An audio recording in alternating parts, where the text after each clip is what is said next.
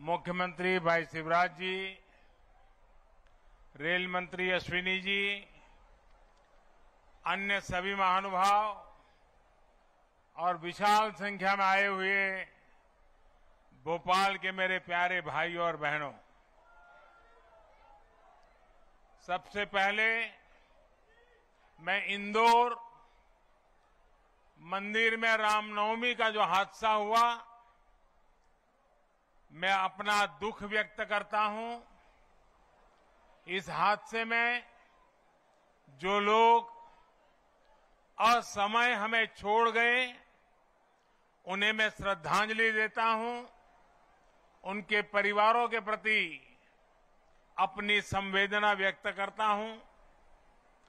जो श्रद्धालु जख्मी हुए हैं, जिनका अस्पताल में इलाज जारी है, मैं उनके जल्द स्वास्थ्य की भी कामना करता हूं। साथियों, आज एमपी को अपनी पहली वंदे भारत एक्सप्रेस ट्रेन मिली है। वंदे भारत एक्सप्रेस से भोपाल और दिल्ली के बीच का सफर और तेज हो जाएगा। ये ट्रेन प्रोफेशनल्स के लिए, नौजवानों के लिए, कारोबारियों के लिए नई सुविधा लेकर के आएगी।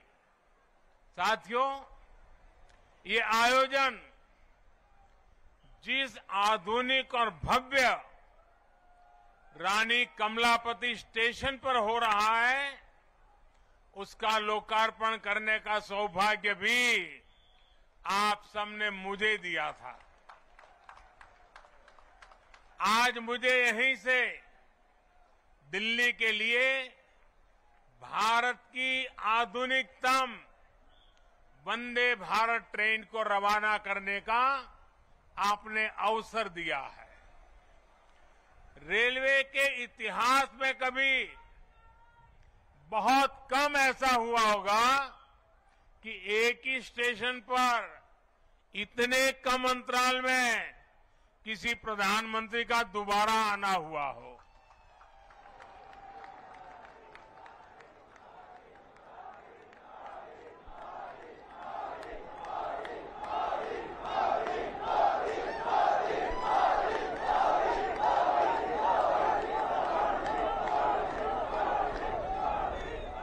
लेकिन आधुनिक भारत में नई व्यवस्थाएं बन रही है, नई परंपराएं बन रही है।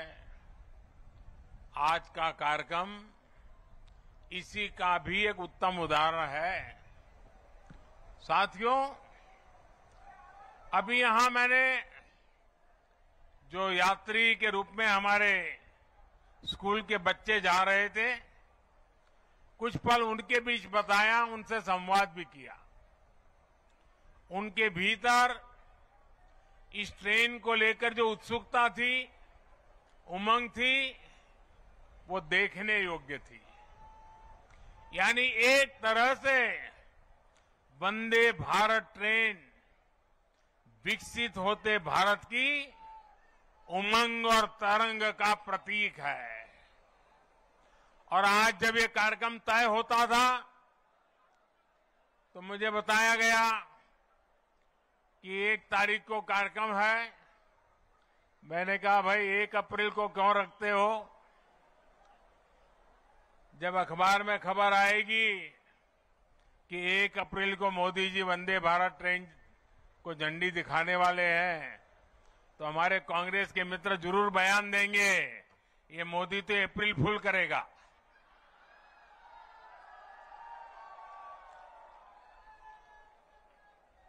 लेकिन आप देखते हैं 1 अप्रैल को ही ये ट्रेन चल पड़ी है। साथियों, ये हमारे कौशल, हमारे सामर्थ्य, हमारे आत्मविश्वास का भी प्रतीक है। और भोपाल आने वाली ये ट्रेन तो पर्यटन को सबसे ज्यादा मदद करने वाली है। इससे सांची स्तूप, भीमबेटका, भोजपुर और उदयगिरी गुफा जैसे पर्यटन स्थलों में आवाजाही और बढ़ने वाली है। और आपको पता है कि पर्यटन बढ़ता है तो रोजगार के अनेक अवसर बढ़ने लग जाते हैं, लोगों की आय भी बढ़ती है। यानी ये वंदे भारत लोगों की आय बढ़ाने का भी माध्यम बनेगी, क्षेत्र के विकास का माध्यम भी बनेगी। साथियों, 21वीं सदी का भारत अब नई सोच, नए अप्रोच के साथ काम कर रहा है। पहले की सरकारें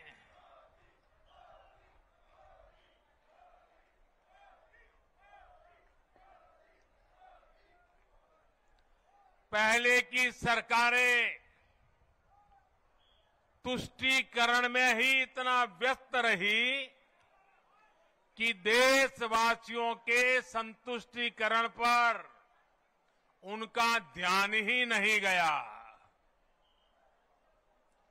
वे वोट बैंक के तुष्टीकरण में जुटे हुए थे। हम देशवासियों के संतुष्टीकरण में समर्पित है। पहले की सरकारों में एक और बात पर बड़ा जोर रहा, वो देश के एक ही परिवार को देश का प्रथम परिवार मानती रही। देश के गरीब परिवार, देश के मध्यम वर्गीय परिवार, उन्होंने अपने हाल पर ही छोड़ दिया था। इन परिवारों की आशाएं, अपेक्षाएं, उन्हें पूछने वाला ही कोई नहीं था। इसका जीता जागता उदाहरण रही है हमारी भारतीय रेल। भारतीय रेलवे दरअसल सामान्य भारतीय परिवार की सवारी है।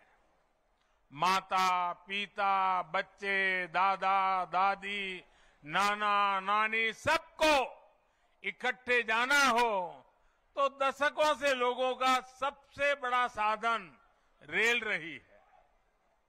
क्या सामान्य भारतीय परिवार की इस सवारी को समय के साथ आधुनिक नहीं किया जाना चाहिए था? क्या रेलवे को ऐसे ही बदहाल छोड़ देना सही था?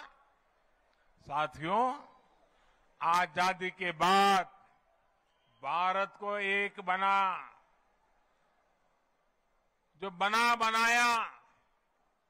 बहुत बड़ा रेलवे नेटवर्क मिला था।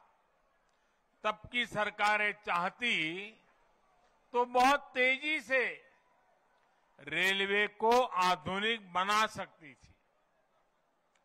लेकिन राजनीतिक स्वार्थ के लिए, लोक लुभावन वादों के लिए रेलवे के विकास को ही बलि चढ़ा दिया गया। हाल तो ये थी कि आजादी के इतने दशकों बाद भी हमारे नॉर्थ ईस्ट के राज्य ट्रेन से नहीं जुड़े थे।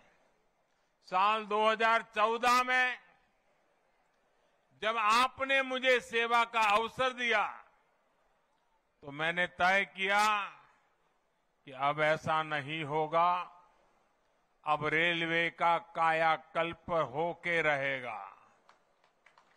बीते 9 वर्षों में हमारा ये निरंतर प्रयास रहा है कि भारतीय रेल दुनिया का श्रेष्ठ रेल नेटवर्क कैसे बने।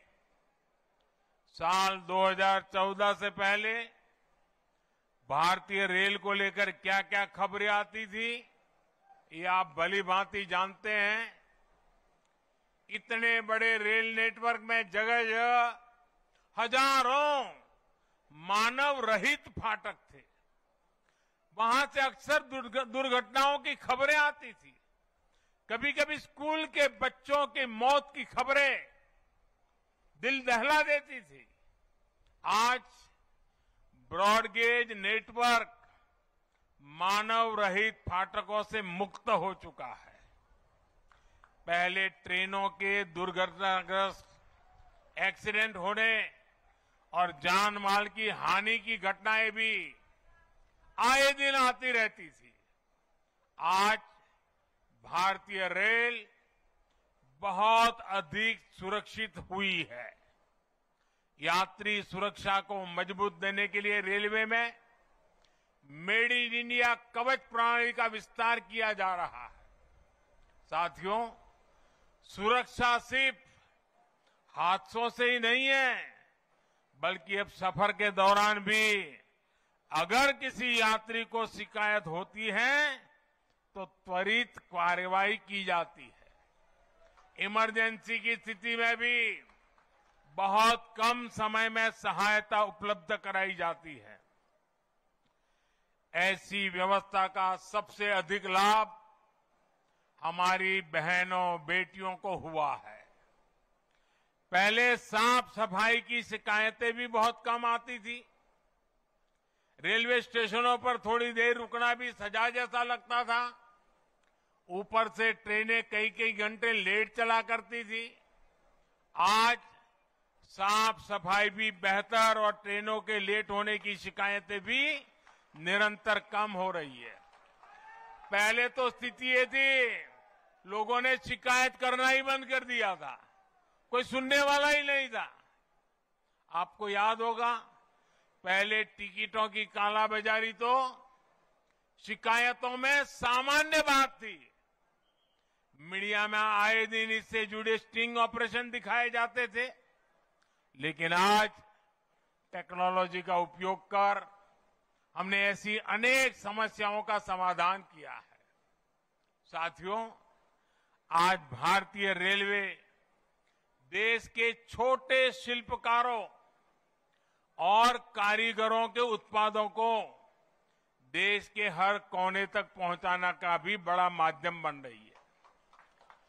वन स्टेशन वन प्रोडक्ट, इस योजना के तहत जिस क्षेत्र में वो स्टेशन है, वहां के प्रसिद्ध कपड़े, कलाकृतियां, पेंटिंग, हस्तशिल्प, बर्तन आदि यात्री स्टेशन पर ही खरीद सकते हैं। इसके भी देश में करीब करीब 600 आउटलेट बनाए जा चुके हैं। मुझे खुशी है कि बहुत ही कम समय में इनसे 1 लाख से ज्यादा यात्री खरीदारी कर चुके हैं।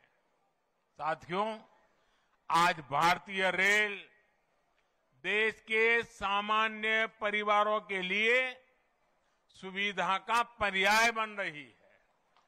आज देश में अनेकों रेलवे स्टेशनों का आधुनिकीकरण किया जा रहा है। आज देश के 6000 स्टेशनों पर वाईफाई की सुविधा दी जा रही है। देश के 900 से ज्यादा प्रमुख रेलवे स्टेशनों पर सीसीटीवी लगाने का काम पूरा हो चुका है।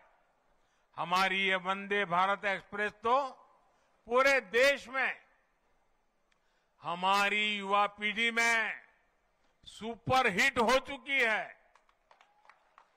साल भर इन ट्रेनों की सीटें फुल जा रही है। देश के हर कोने से वंदे भारत चलाने की मांग की जा रही है। पहले सांसदों की चिट्ठियां आती थी, तो चिट्ठी क्या आती थी?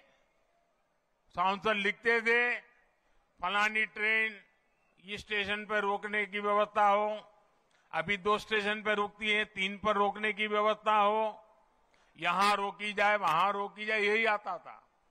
आज मुझे गर्व है, मुझे संतोष है, जब सांसद चिट्ठी लिखते हैं और मांग करते हैं कि हमारे यहां भी वंदे भारत जल्दी से जल्दी चालू हो। साथियों, रेलवे यात्रियों की सुविधाएं बढ़ाने का यह अभियान लगातार बहुत तेज गति से चल रहा है। इस साल के बजट में भी रेलवे को रिकॉर्ड धनराशि दी गई है।